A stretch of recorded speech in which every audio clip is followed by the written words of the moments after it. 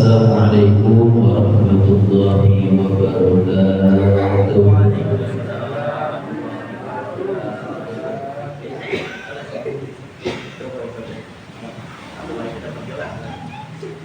Bismillah walhamdulillah wassalatu wassalamu ala rasulillah Sayyidina Muhammad ibn Abdillah wa ala alihi wa sahbihi wa mawala wa la hawla wa la quwwata illa billah.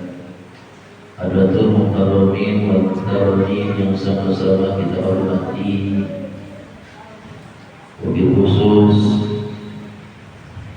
sahabat saya, teman saya, mudah-mudahan sahabat dunia, sahabat akhirat, akhirat kiram, Al-Ustaz Arif Hidayat. Panjangan saya nggak tahu. Al-Ustaz Arif, mudah-mudahan beliau senantiasa sehat dan senantiasa diberkahi oleh Allah Subhanahu wa Ta'ala, dan juga segenap pengurus mushola Allah, wabil khusus Bapak Haji Nur dan pengurus-pengurus yang lainnya yang hadir pada kesempatan kali ini, yang mohon maaf tidak kami sebutkan satu persatunya, namun tidak mengurangi rasa hormat dan takjub. Alhamdulillah, pada kesempatan yang penuh barokah ini kita ditakdirkan oleh Allah untuk bisa melangkahkan kaki kita ke tempat yang mulia ini bersama orang-orang yang baik tentunya. Mudah-mudahan bukan di sini saja kita berkumpul, tetapi nanti kita sama-sama kumpul kembali di surganya Allah Subhanahu wa Ta'ala. Salawat serta salam semoga Allah menyampaikannya kepada junjungan kita, kepada Nabi kita Nabi Muhammad sallallahu alaihi wasallam beserta keluarga dan para sahabatnya, dan juga kepada para pengikutnya yang senantiasa istiqomah menjalankan dan menghidupkan sunnah-sunnah baginda Rasulullah sallallahu alaihi wasallam. Hadirin jamaah taklim yang sama-sama dimuliakan oleh Allah Subhanahu wa Ta'ala. Langsung saja untuk kajian pekan pertama di tahun ini pada bulan Ramadan 1447 Hijriah. Ada satu riwayat, bahkan riwayat ini pernah dikeluarkan oleh Al-Imam Abu Dawud rahimahullah ta'ala. Di dalam hadis atau di dalam riwayat ini dikatakan innal qabra, bahwasanya kuburan itu yunadi kulla yawma khamsa marratin, akan berseru, akan memanggil kita setiap harinya itu sebanyak 5 kali. Jadi Bapak Ibu hadirin rahimahullah, jadi setiap hari kuburan itu manggil kita ya sebanyak 5 kali. Cuma kita nggak pernah dengar. Kalau dengar kabur, takut kuburan. Meskipun orangnya sudah mati, tapi nampak kuburannya, apalagi kalau ada suaranya ngegroin ya, cuma kita nggak pernah dengar ya. Jadi setiap hari kuburan manggil kita dengan 5 panggilan. Ya, insya Allah waktunya sampai jam berapa ya Ustaz? Jam 6 ya? Jam 6 ya. Jadi kuburan itu manggil kita sebanyak 5 kali dalam sehari. Apa yang dipanggil, apa yang dikatakan oleh kuburan kepada kita? Ana baitul wahdah. Aku adalah rumah kesendirian, rumah yang sepi, hening, nggak ada siapa-siapa di kuburan. Aku tempatnya sepi, udah kasih tahu kuburan. Nggak ada siapa-siapa dalam kuburan. Faj'al laka misa, maka buatlah teman nanti di dalam kuburan, buatlah pendamping, ya, buat nemenin kita di dalam kuburan. Secinta-cintanya kita sama orang lain yang cinta sama kita di waktu dunia, rasanya fans saya, penggemar. Kalau kita mati, orang yang cinta sama kita, yang paling cinta sama kita, demi Allah gak mau nemenin kita dalam kuburan. Betul gak? Ya Allah. Secinta-cintanya istri sama kita, secinta-cintanya suami sama kita, kalau kita mati gak pernah dan gak mau nemenin kita di dalam kuburan. Makanya kata riwayat ini, kata hadis itu, buatlah benar pendamping di dalam kuburan supaya gak sepi. Jadi teman curhat itu dalam kuburan curhat. Bagaimana caranya supaya kita punya teman? Nah, Rasulullah SAW masih tahu, ya, qiraatul Quran, dengan membaca Al-Quran setiap hari. Kira-kira berapa ayat baca Quran? Ya, padahal Al-Quran ini balasannya luar biasa. Kata Rasulullah SAW pernah bersabda, man qara'a harfan min kitabillahi falahu bihi hasanatun.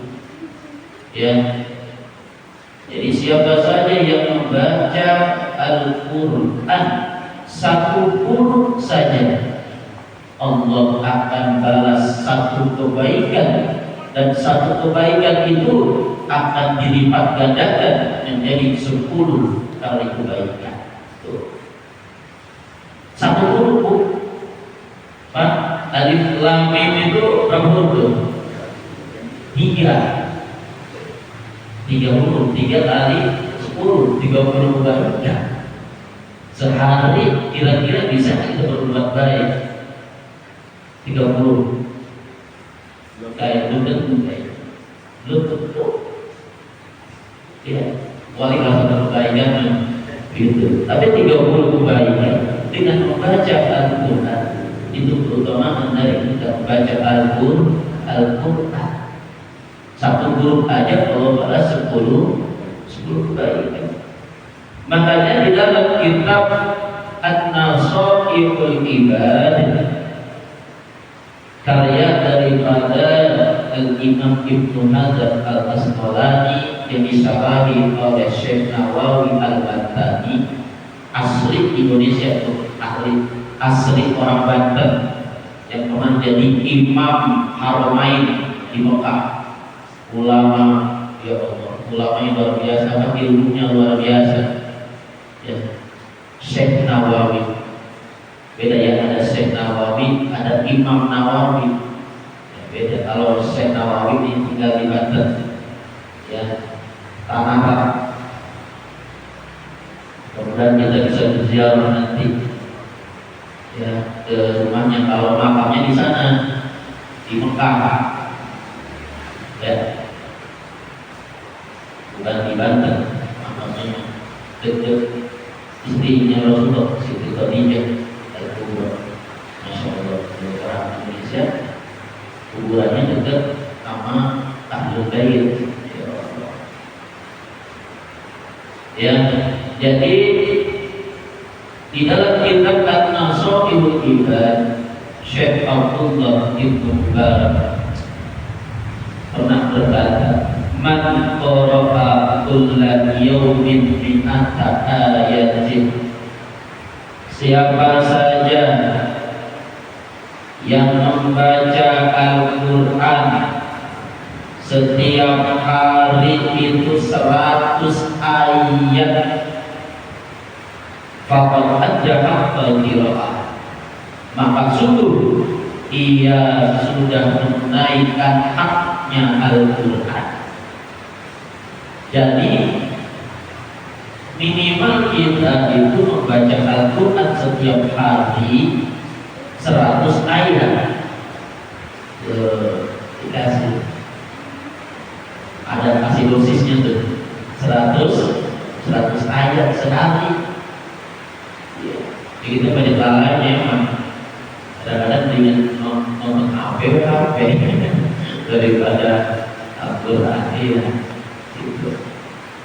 Jadi 100 ayat itu kita bisa memenuhi haknya Al-Quran. Supaya apa? Supaya nanti kita ada harapan kita mendapatkan syafaat dari Al-Quran dan bisa menemani kita di alam kubur, supaya kita tidak kesepian. Kalau sepi, ya Allah, di dalam ruangan, di rumah gelap-gelapan sendirian, kira-kira kurasa. Makanya Rasulullah SAW memberitahukan kepada kita bahwa kalau kita ingin punya pendamping, punya teman, sering-sering baca Al-Quran buat menemani kita di alam kubur. Minimal kata ulama 100 ayat sehari semalam. Yasin berapa ayat itu? Ini coba baca Yasin. Tahun dulu 3 ya. Berapa ayat lagi itu? 83, 17 lagi. Tambah ayat surat Al-Fajr lagi, surat apa lagi. Tuh. Jadi cukup 100 ayat. Nah, apalagi kalau tambah surat Al-Waqiah lebih dari 100 ayat. Nah, mudah-mudahan kita nanti mendapatkan syafaat dari Al-Quran. Rasulullah SAW pernah menyampaikan Iqra'ul Quran, ya, bacalah Al-Quran, fa innahu ya'ti yaumal qiyamah, bahwasanya nanti Al-Quran itu di hari kiamat syafi'an di ashabi, akan memberikan syafaat bagi orang yang membacanya, yang dekat sama Quran, yang selalu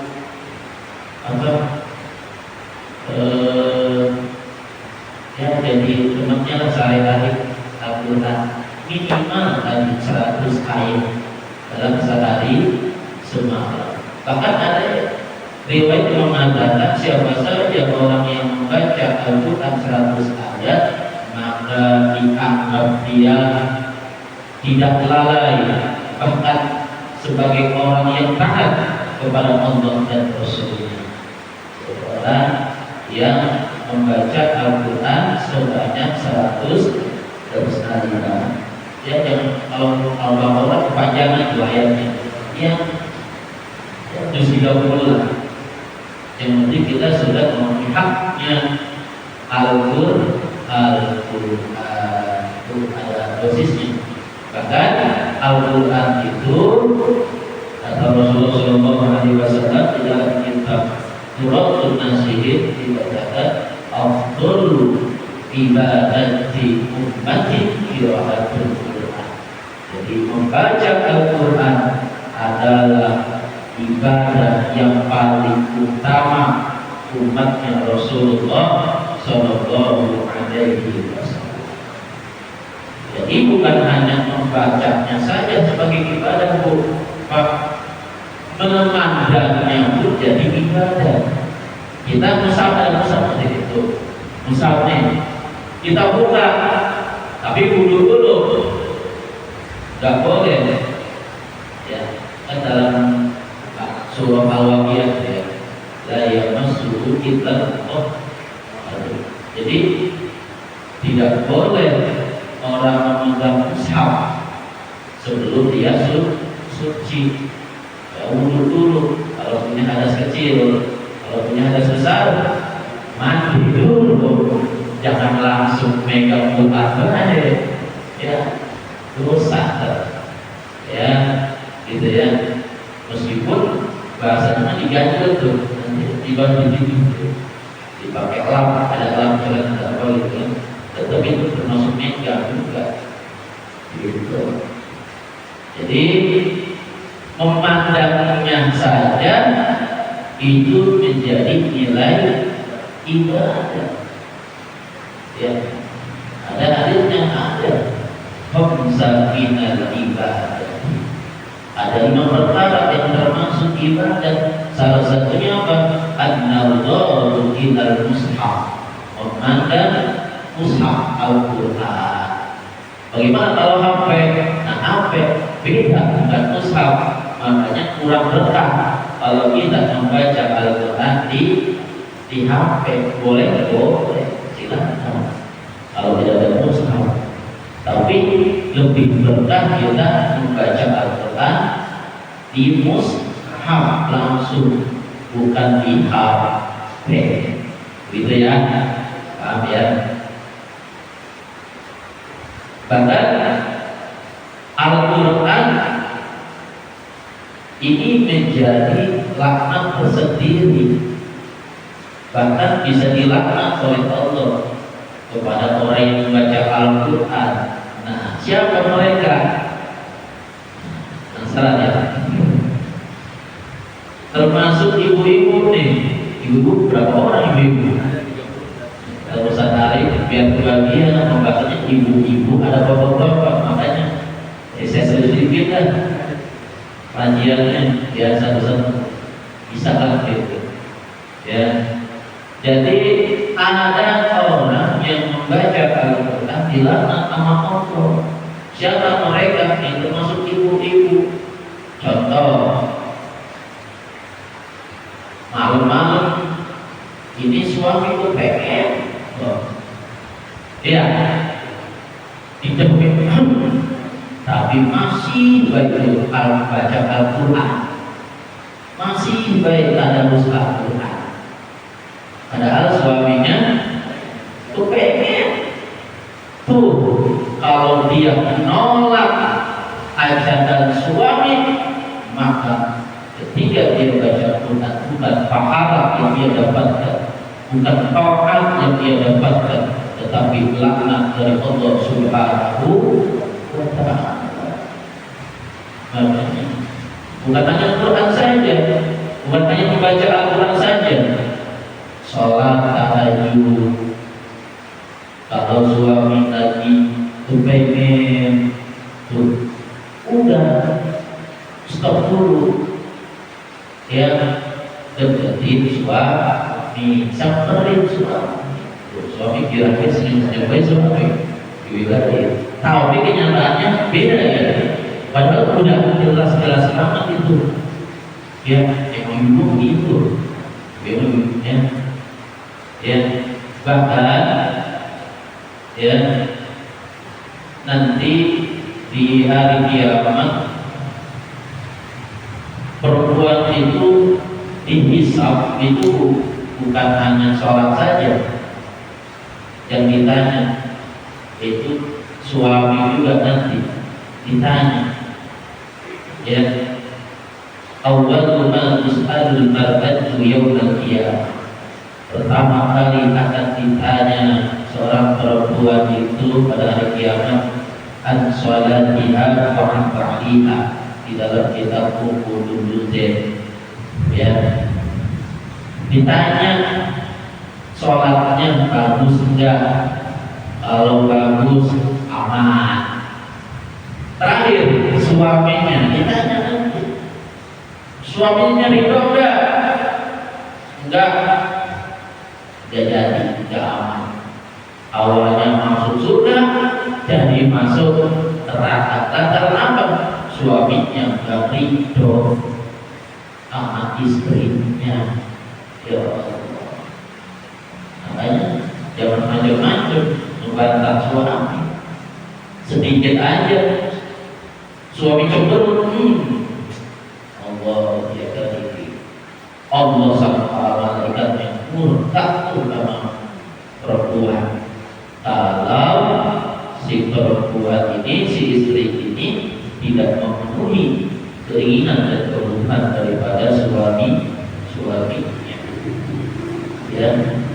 Bahkan ada satu hadis di dalam kitab Uqudul Rijal juga, salatatun la yaqbalullahu lahu sholatan wa la turfa'u lahu ila samai hasanatu.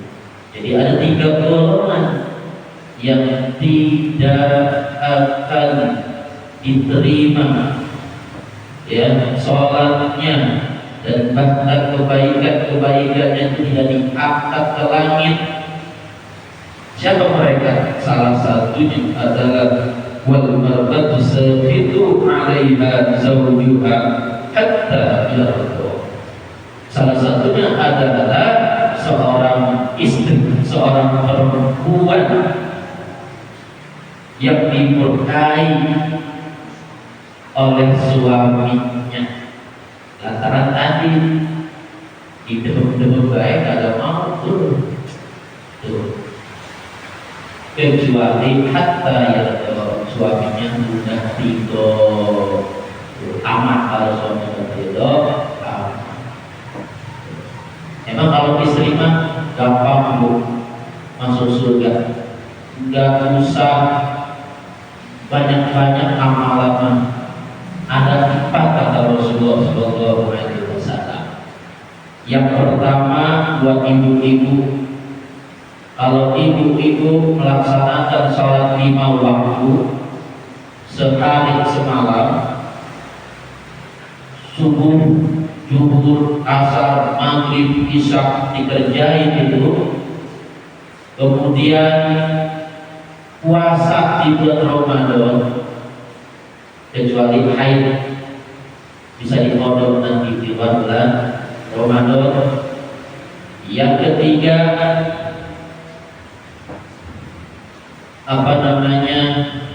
menutup aurat, menjaga kemaluan, artinya jauh dari perbuatan kecil yaitu perzinahan, menjaga kemaluannya. Tuh, kalau istri bisa menjaga kemaluannya. Dan yang terakhir, yang keempat, istri taat kepada suami. Tuh, kata Rasul apa? Udkhulil jannata min ayyi abwabil jannah syi'ti. Jadi masuklah ke dalam surga lewat manapun yang kamu sukai. Tuh, 4 tadi ibu-ibu. Gak ada sholat tahajud, gak ada baca Quran, gak ada. Yang lainnya gak ada. Oh, yang 4 tadi, sholat 5 waktu, puasa di bulan Ramadan, taat sama suami, dan menjaga kemaluannya. Udah 4 ini, kata Rasul, masuk surga terserah pintu mana yang kamu sukai. Udah perempuan tuh, cuma kan susah. Betul kan? Masya Allah. Itu padahal gampang banget masuk surga mah, gampang. Ya cuma ya begitu lah. Ya, ya mudah-mudahan kita dan istri kita, keluarga kita semuanya menjadi keluarga yang diberikan hidayah dan taufik dari Allah Subhanahu wa Ta'ala. Kita lanjut. Kemudian kuburan itu manggil lagi, wa ada baitul zulmah. Apa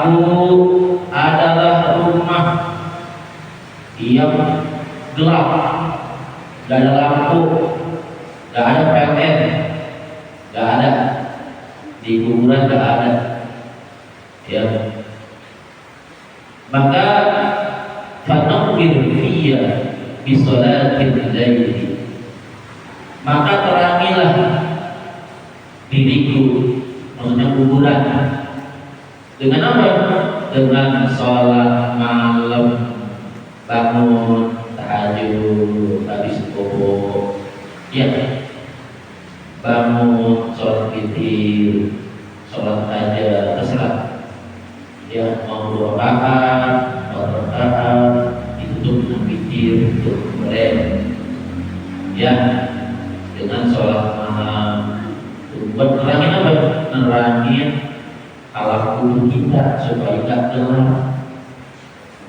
Ya, ya mudah-mudahan kita diberikan kesempatan oleh Allah, bahkan diistiqomahkan oleh Allah untuk sholat malam, apalagi capek habis kerja, ya Allah, ngantuk kalau nggak bangun jam subuh, bangunnya jam 2 misalnya, kalau bisa ngantuk ini, bisa ngantuk kalau kita kerja, nggak apa-apa, yang penting subuh. Kenapa subuh, Pak Ustaz? Karena sholat subuh berjamaah itu pahalanya, keutamaannya seperti kita melaksanakan sholat sunnah semalam subuh. Masya Allah. Kalau seandainya kita capek, ngantuk paginya, siangnya, bangun ya, itu kita pergi ke masjid, ke musola, atau di rumah bersama istri. Kalau istrinya nggak mau, kita ke musola berjamaah, lebih baik berjamaah di masjid, di musola, ya, karena banyak keutamaan fadilah ketika kita berjamaah di masjid, apalagi laki-laki, gitu ya. Jadi seperti kita melaksanakan sholat sunnah semalam subuh. Kalau tadi kita sudah mengerjakan sholat berjamaah subuh. Mudah-mudahan tidak harus kita mengerjakan sholat sunnah bangun jam 3, tidak. Sholat subuh berjamaah pun kita sudah mendapatkan pahala seperti sholat sunnah semalam subuh. Mudah-mudahan ada manfaatnya. Sudah jam 6 kurang 20, mungkin dibuat sesi pertanyaan. Kalau tidak bisa jawab, mungkin tahun depan apa? Gampang. Kalau bisa jawab, kalau nggak bisa jawab, PR begitu. Allah bisa. Silakan. Baik, alhamdulillah. Jazakumullah khairan katsir Ustaz.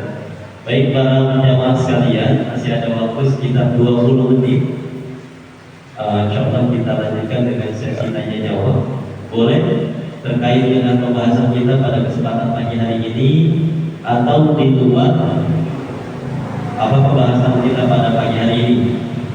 Misalkan punya pengalaman Ustaz, kalau kita baca Quran biasanya kita lebih sinkronis tadi yang gitu misalkan kita bawa ke toilet ya gitu ya, misalkan itu boleh kesal gitu, maksudnya di dalam handphone kita ada aplikasi Quran. Nah itu hal kayak gitu silakan ditanyakan oleh para jamaah sekalian. Jadi sekali lagi boleh yang terkait dengan pembahasan kita pada kesempatan pagi hari ini atau di luar dari pembahasan kita pada kesempatan pagi hari ini. Kalau tidak ada katanya mau dilanjut, ya. Jadi kalau ada Ustaz Alhamdulillah, silakan kita.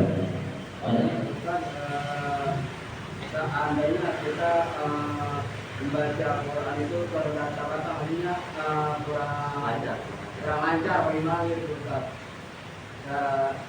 Panjang pendeknya atau boleh atau inilah makronya gitu, boleh enggak maksudnya?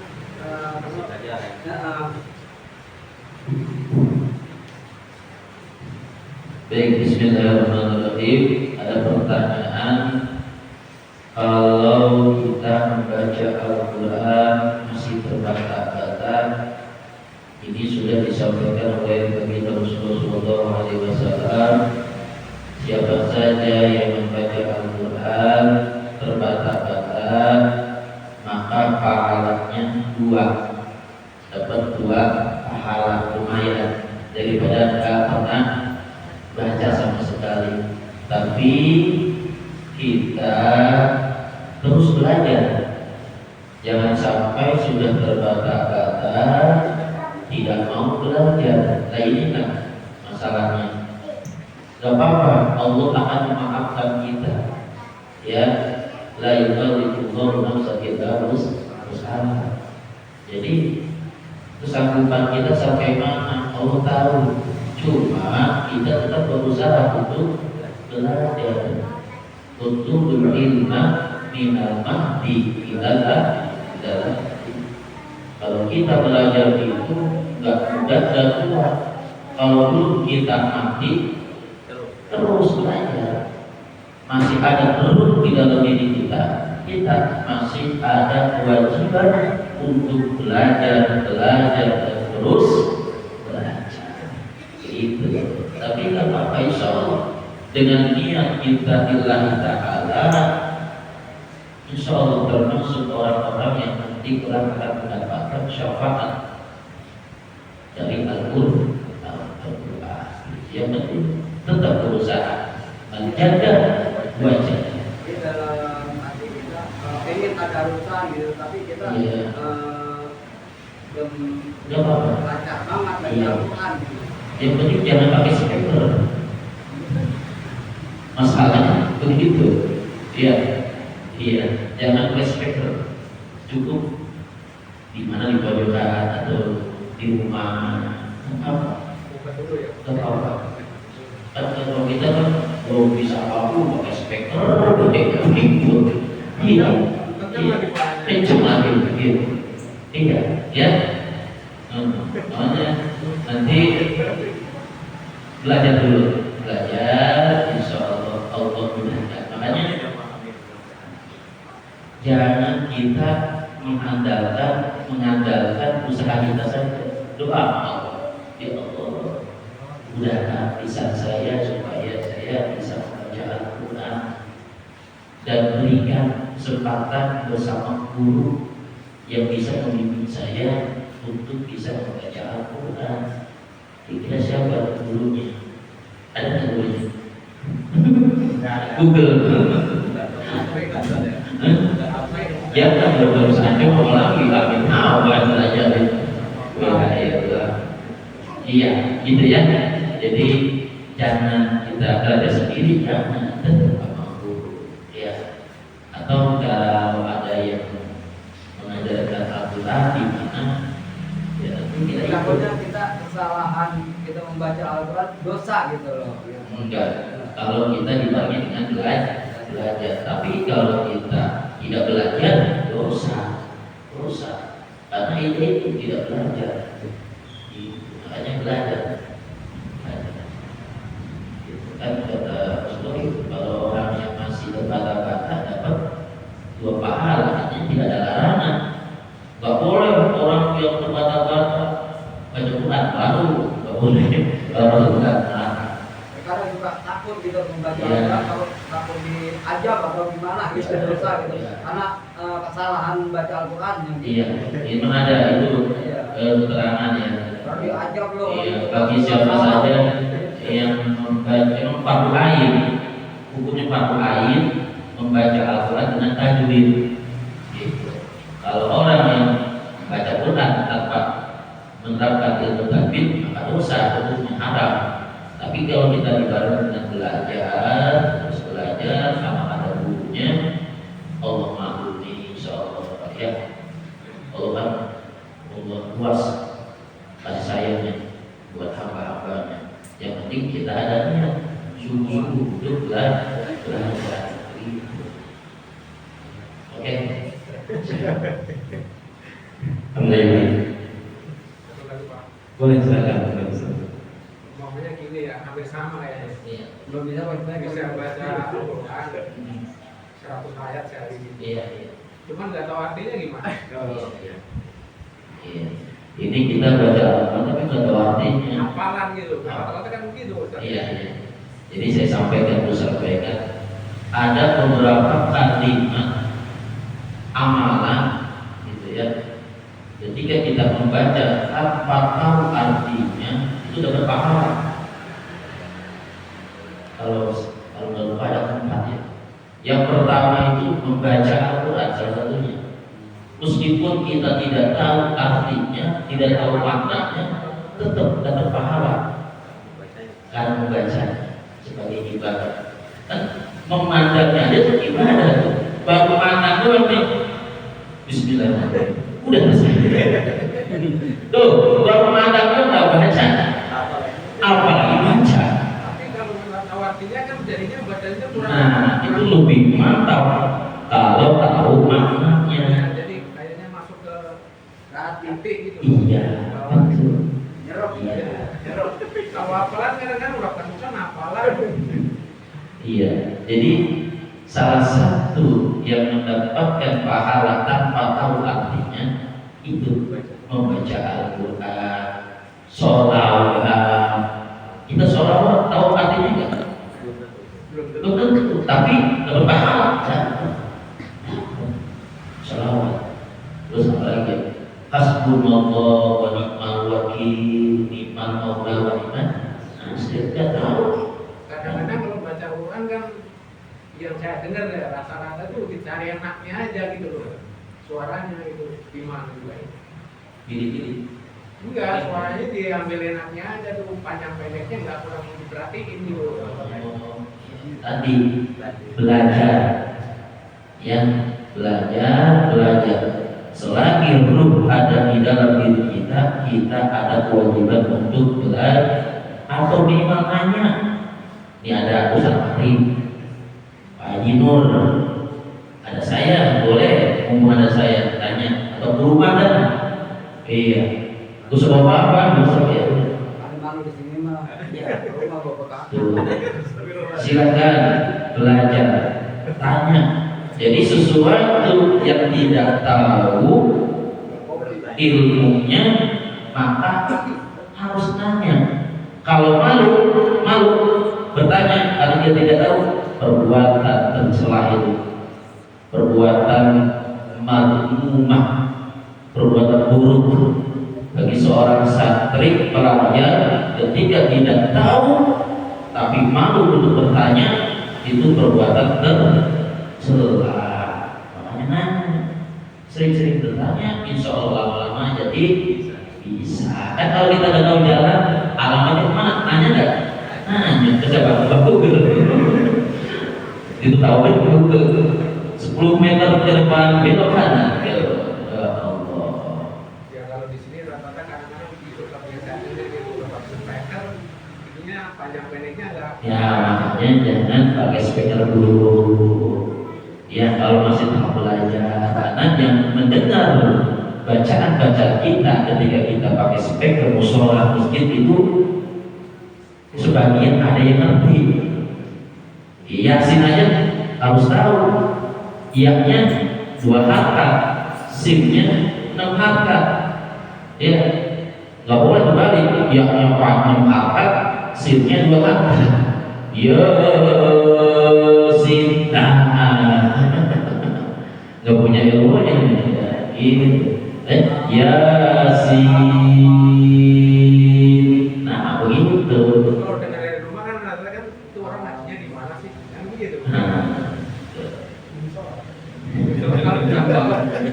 Ya, jadi kita membaca tanpa tahu maknanya ketika kita baca Al-Quran tetap mendapatkan ibadah. Terus kalau kita baca Al-Quran pakai mushaf tanpa mushaf, mana lebih afdal membaca pakai mushaf? Meskipun kita hafal, tapi lebih utama kita pakai mushaf. Itu lebih afdal, bahkan pahalanya lebih banyak. Waktu itu pernah saya baca, cuma lupa, tapi insya Allah itu pahalanya lebih banyak ketimbang kita membaca tanpa mushaf atau hafalan. Makanya kalau baca itu pakai mushaf. Mushaf kalau baca kalau hafalan ya tanpa atau mushaf hafalan. Kalau bacanya dipaten gimana Ustaz? Gimana? Dia harus dilatih dulu. Ya bukan, itu buat baca zikir. Kadang-kadang enggak. Mak mulutnya aja enggak ini aja. Itu di share sama dia pakai hati. Ada Pak Ustaz di sini ada. Jamaah di sini. Jadi gini, jadi tilawah itu harus minimal terdengar oleh publik sendiri. Itu banyak ada di masyarakat. Kan dalam sholat ada rukun qauliyah. Iya. Salah satunya Al-Fatihah. Al-Fatihah terus terdengar, di situ kita makmum. Ya, tapi jangan kencang. Bismillahirrahmanirrahim. Alhamdulillah. Pelan tapi minimal terdengar, jangan maksimal ya kalau makmum ya. Maksimal itu harus terdengar publik sendiri. Kalau maksimal ini, yang penting terdengar oleh publik sendiri gitu aja. Gitu aja. Yang penting jangan terganggu. Pas baca Al-Qur'annya kadang kan diem. Terus keluar buka lagi. Diam lagi ini. Enggak, itu salah. Jangan. Harus ini, harus bibir apa minimal itu. Kalau baca Quran tadi ya minimal harus terdengar oleh publik sendiri. Kalau tilawah, tapi kalau di dalam hati namanya zikir. Zikir kopi. Dalam hati gitu. Dan deh. Gitu. Baik ya, alhamdulillah banyak ya membaca Al-Quran. Tapi insya Allah sekali lagi balik tadi yang guru kita katakan bahwasanya la yukallifu nafsan kita usaha. Allah itu tidak akan membebankan kita melebihi dari kemampuan. Artinya kalau saat ini kita bisa itu yang kita lakukan, silakan lakukan, tapi sambil dibarengi dengan belajar saja. Allah Maha Luas, Maha Pengampun dan Maha Mengerti dari apa yang bisa kita lakukan. Gitu ya. Baik, untuk yang tema yang lain silakan, ada pertanyaan. Boleh, Pak. Untuk kondisi sholat ya, jadi untuk sujud itu tangan kita harus berdiri atau begini. Ya, betul. Kalau ada yang berdiri, Itu bawaan orangnya kadang-kadang ya begini nih. Jadi Kayaknya dibahas itu. Sering dibahas. Jadi kalau sujud Ada. Masih nih minimal ini nih badan ini lapak ini nih. Yang ini nih. Tuh. Itu lagi sakit pinggang. Meskipun dia begini, tapi ini naplak nih. Ajep. Nahan. Sah. Gitu. Kalau gini, nah itu nih. Atau begini. Ini nggak sah nih. Kalau sikunya nempel, Ustaz. Gini Gini, mau ya. lagi. gini nih, kayak gini. Nih, gini Tad. Iya. Oh, gitu. Iya, gitu, Ustaz. Itu lagi sakit pinggang. Gitu ya, gitu. Nempel nggak? Ya nempel Gini, begini. Nggak apa-apa, sah. Yang ini nempel. Sama siku-sikunya. Siku-sikunya itu nempel ke bawah. Itu termasuk Kayak kakak. tidak balik tidak ada apa perintah. Itu kalau dalam keadaan sehat nggak boleh ya. Apa namanya? Rukun yang begini ya. Ya Kondisi sebenarnya bandar keadaan sehat gitu. iya. Kalau keadaan sakit pinggang Iya. mungkin ya Mungkin. ada toleransi. Iya. Toleransi. Makanya kenapa ya kita kembali kepada kita belajar. Apa karena bawaan dan pribadi orang lain-lain ya? Enggak. Jadi kecuali ada ulur. Memang Maksudnya? dia nggak bisa begini.